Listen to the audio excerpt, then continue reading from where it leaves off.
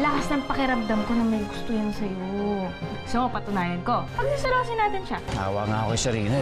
Malaking pera ang kailangan nila eh. Mama ka na lang sa amin. Si Mr. Kwan ang target natin. Araw-araw pupunta yun sa bangko para mag-deposito.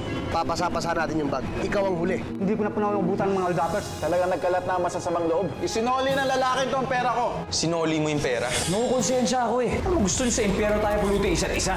Ang dali-dali niyang napaniwalang na-hold up talaga kayo, Mom. Konting drama lang. Paniwalang paniwala na si Sharina. Dami na nating pera. Sasanla ko muna yung bahay na binigay sa akin ni Nanay Lily. Importante sa akin ang bahay na yun. Pero mawala na lahat, huwag lang ang kapatid ko. Napapalitan ko na ang pangalan sa titulo. Hindi na sa kanya ang lupang ito. Sakto na yung bahay.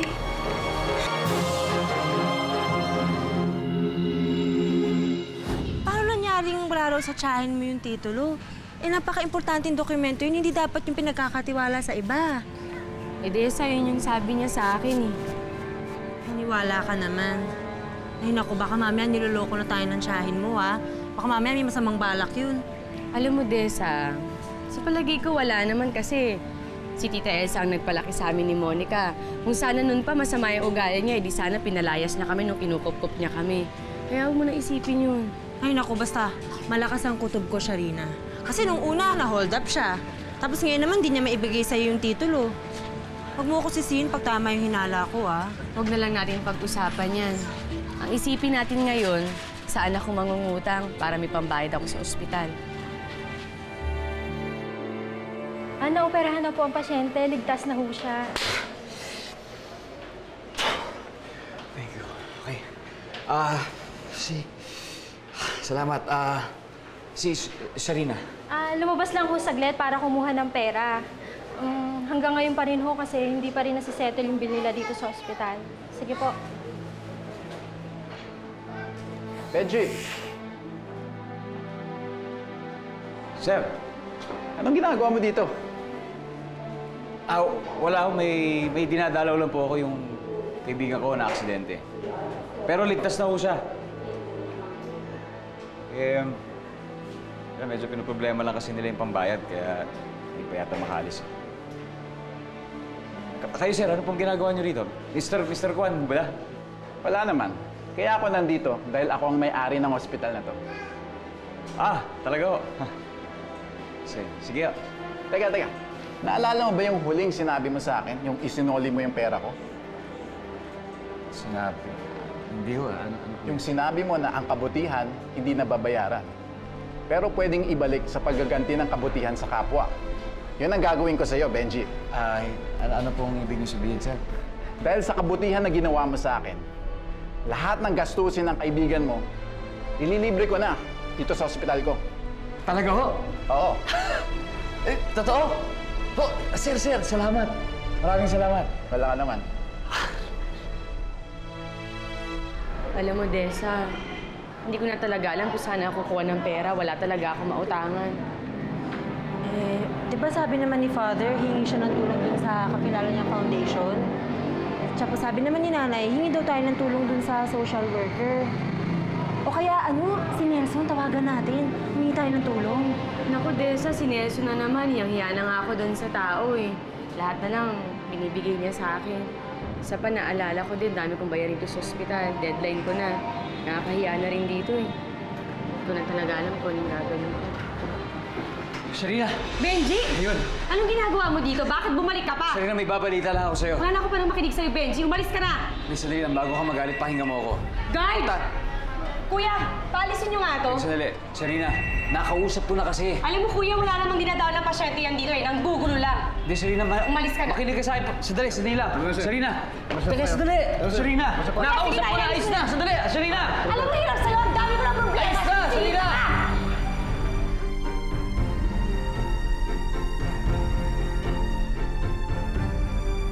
Pasensya na po kayo, pero wala pa po akong mababayad eh. Baka naman po pwede niyo ako pagbigyan ng mga ilang araw pa po. Oo nga ho, maawan ho kayo sa kaibigan ko. Magbabayad naman po kami, hindi naman po namin kayo tatakasan. Sino bang pasyente yung pinakikiusap niyo? Yung kapatid ko ho, Monica, ang pangalan, nasa ICU siya. According ho sa records ko, wala na kayong babayaran dito. May nagsettle na ho ng bill. May nagsettle na ng bill? Baka dumating na dito si Nelson. Hindi ho Nelson na nakalagay dito eh, kundi Benji Castor po. Benji?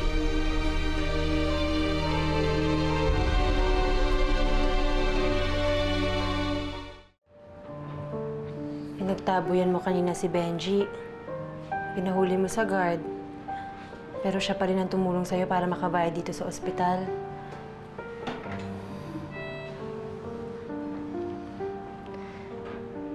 Kaya pala gusto niya akong kausapin. Yun pala yung gusto niyang sabihin sa akin. Bakit ganun, Desa? Kahit ipagtabuyan ko siya, hindi siya sumusuko.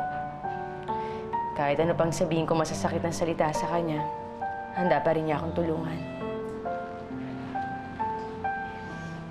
Friend, alam mo na siguro ang sagot sa mga tanong mong yan. Mahal ka talaga ng tao. At nararamdaman ko na mahal mo rin siya. Pinipigilan mo lang ang sarili mo. Dahil kailangan. Si Benji ang dahilan ng mga to.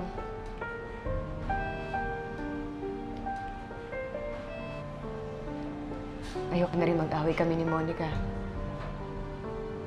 Mali mo naman, pag nalaman ni Monica na si Benji ang tumulong sa'yo, baka mawala na yung galit niya kay Benji.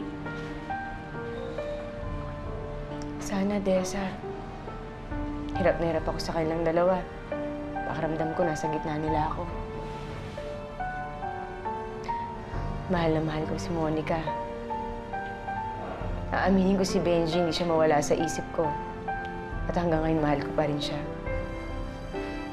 Pero kailangan kong pumili ng isa sa kanila.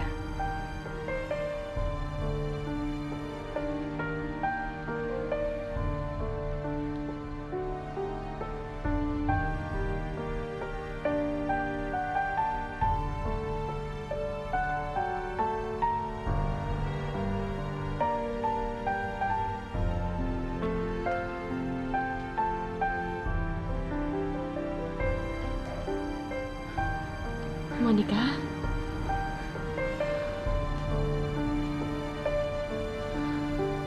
Diyos ko.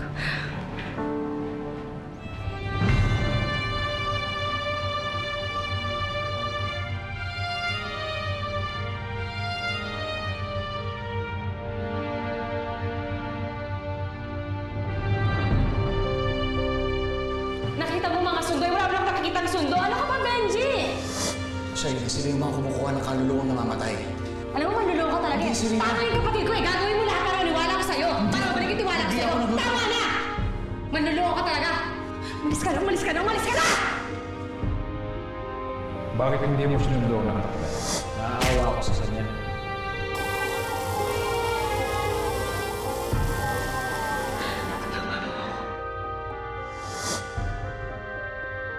Ang mga katulad natin ay walang kakayang maawa. Makakasagabali ang tungkulin natin bilang na tagasundo sa mga nakatakdang tumulong. Ikaw ang niligtas ng buhay ko.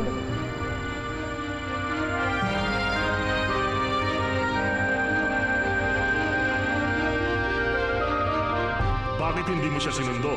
Panahon na niya. Malaking kasalanan sa atin ang pagkabigong sunduin ng napapanahon na. Dahil sa hindi mo pagtupad ng iyong tungkol, ikaw ay papatawan ng parusa. Magiging mortal ka.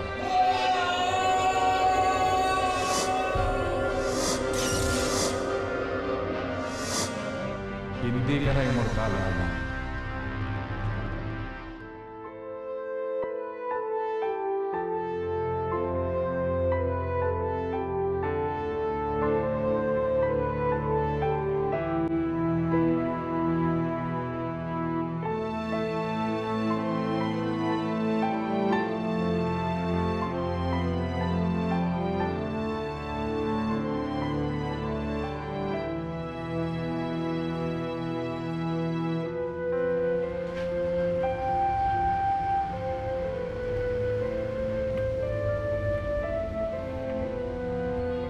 Sa dinami-dami pa ng katawan na papasukan mo, bakit ito pa? Bakit ito pa? Na pumatay kay Junik, nakasintahan ng kapatid ng minamahal ko. ikaw pa. Ha? Ikaw ang dapat nagdurusa, hindi ako eh. Ikaw ang dapat sisihin nila. Dahil ikaw si Benji, hindi ako si Benji. Ikaw si Benji, hindi ako si Benji. Hindi ako si Benji!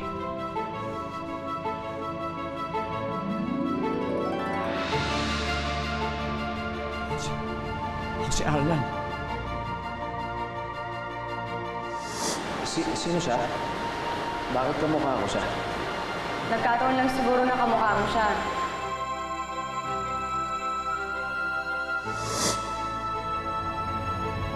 Si Arlan.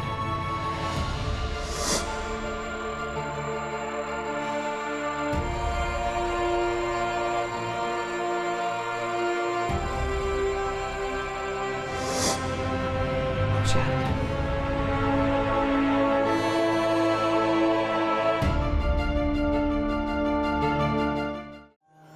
Salamat nagkamali ka na rin, Monica.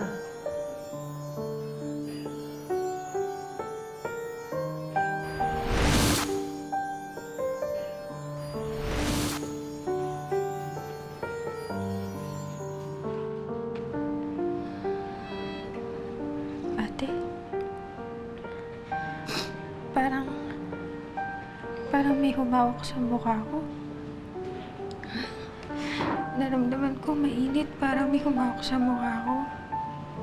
Monica, baka nainitan ka lang. Kasi ang tagal mo nakahiga dito eh.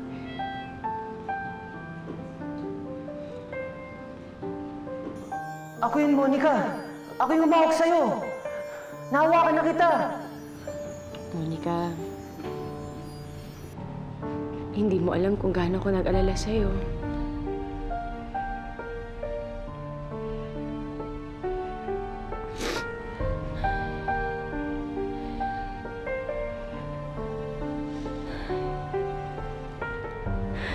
Alam mo,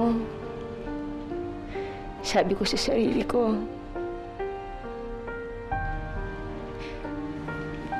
kapag nagising ka na, babawi ako sa'yo. Monica, patawarin mo ang ate, ha? Patawarin mo ako sa mga nagawa ko sa'yo. At gusto kong linawin sa'yo na hindi totoo na hindi kita mahal.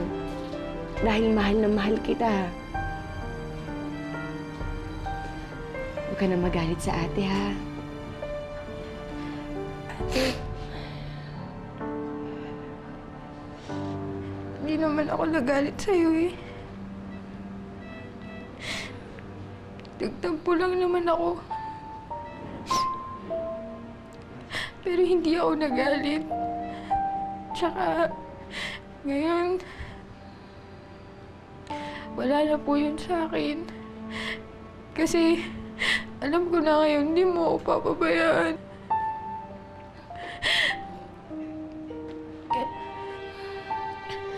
Tsaka, ate, sorry. Sorry, naglayas ako ha, kasi nasaktan ako eh. Mahal na mahal lang kasi talaga kita eh. Huwag ka na umiyak.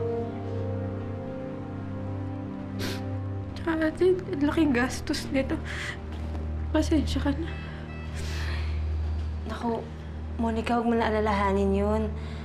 Okay na yung bill natin dito, binayaran na lahat ni Benji.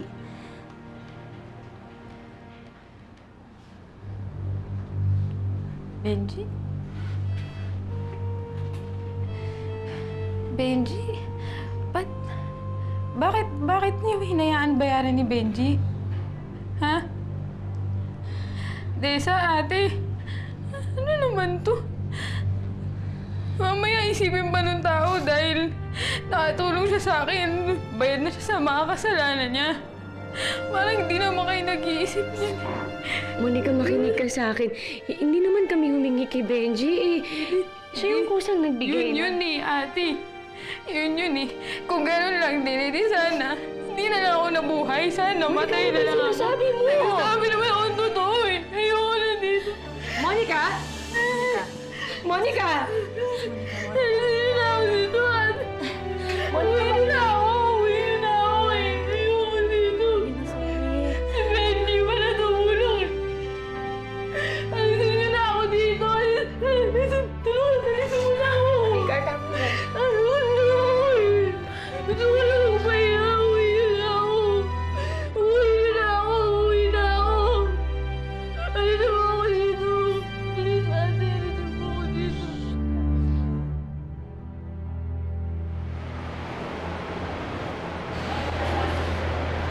Sharina! Benji, Sharina. Kailangan na talaga kita makausap ngayon. Kahit sandali lang. Sana huwag mo ko iwasan. Importante lang. huwag kang mag-alala, Benji. Hindi kita iiwasan. Alam ko na ang lahat. Ikaw pala nagbayad dito sa ospital. Napakalaking tulong ng ginawa mo. Salamat. Wala yan. Masaya ako nakatulong ako sa'yo. Pero ang totoo naman yan, Sharina, hindi naman kasi talaga ako Benji, magkano? Gusto ko kung magkano binayaran mo dito sa ospital. Dahil babayaran kita. Hindi mo kailangan gawin yun, Sharina. Kailangan, Benji. Para wala akong utang na loob sa'yo. Para wala na mga bagay-bagay na nag-uugnay sa ating dalawa. Kasi alam mo, Benji, kahit anong pilit natin, hindi talaga tayo pwede. At kahit kailan hindi ka mapatawad ng kapatid ko. Sige.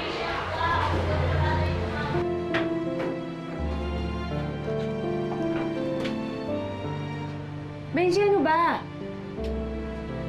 Hindi ba malinaw sa'yo? Di ba sabi ko ayoko na, tama na? Sharina, pakinggan mo muna ako bago mo ko pagtaboyan ulit. May mahalaga kang kailangan malaman tungkol sa pagkatao ko. Benji, ayoko na. At paglabas natin dito, wag na wag mo ako susundan. Dahil tapos na tayo. Sharina.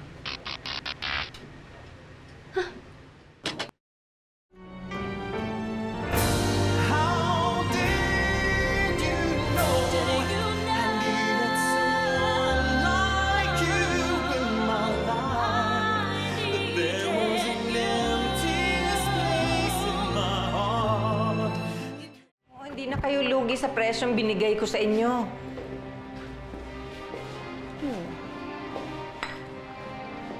O sige, ihanda ko ang cheque at ihanda mo na rin ang deed of sale.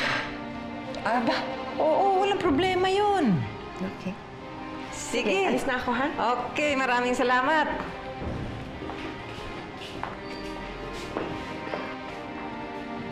Mami, sino yung bisita niyo? Yung buyer nitong bahay. Binibenta niyo yung bahay na to? Bakit? Eh, di ba sa atin na to? Bakit di na lang tayo dito sumira? Nako.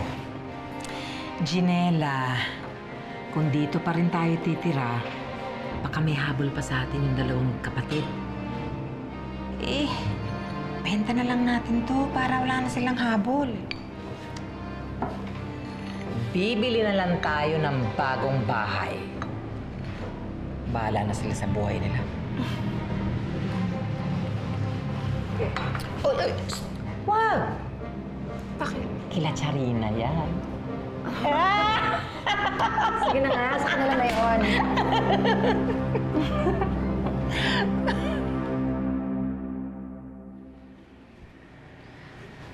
Pasensya ka na, Benji, kung napayakap ako sa'yo. Natakot kasi ako eh. Biglang namatay yung elevator. At eto, nasaraduhan na naman tayo. At ikaw na naman ang kasama ko. Siguro baka ganun talaga. Nakatakda talaga makulong tayo sa elevator na to. Sa wakas, para mapakinggan mo ako. Sharina, pagbigyan mo na ako. Eh, may choice pa ba ako? Ano ba yung sasabihin mo sa akin? Sabihin mo na. Sharina, hindi ako ang pumatay kay Junie. Dahil hindi ako si Benji. Katawan lang ni Benji ito. Ginagamit ko lang ang katawan niya. Pero ang totoo, ako si Arlan. Ano? Naalala mo ba nung Monte ka na, Marin? Nung nasa bus ka, nung na-aksidente ka? Nandun ako. Nakatakda akong sunduin ka. Ako si Arlan. Andun ako dahil isa akong sundo. Ikaw si Arlan? Oo.